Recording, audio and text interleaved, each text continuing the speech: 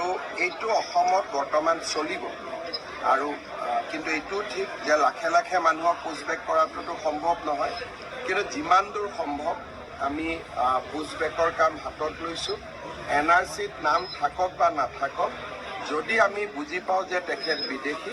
আমি তেওঁলোকক পুছবেক কৰিম এইটোৱে বৰ্তমান চৰকাৰৰ নীতি NRCত নাম থকাৰ পিছতো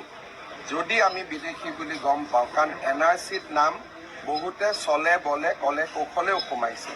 কোনোবাই কৰিমগঞ্জত যদি চাহাবুদ্দিন আছে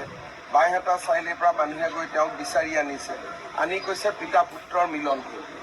গতিকে যি ধৰণে অসমত NRC হ'ল সিয়ে গোটেই প্ৰক্ৰিয়াটোৰ ওপৰতে বহুত সন্দেহৰ সৃষ্টি কৰে গতিকে আমি সিদ্ধান্ত লৈছোঁ যে NRCত নাম থাকক বা নাথাকক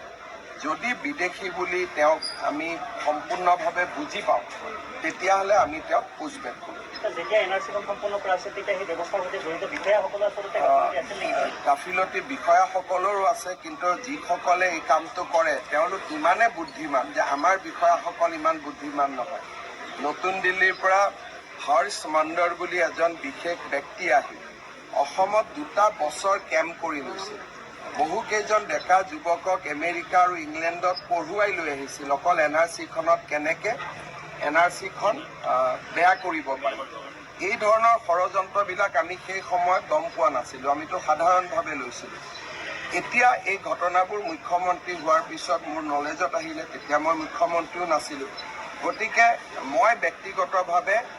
অকল NRCখন এটা তথ্য হ'ব পাৰে কিন্তু NRCত নাম থাকিলে যে তেওঁ ম্যাদী পট্টা পাই গ'ল সেইটোক মই বিশ্বাস কৰিবলৈ মই সাজু নহয়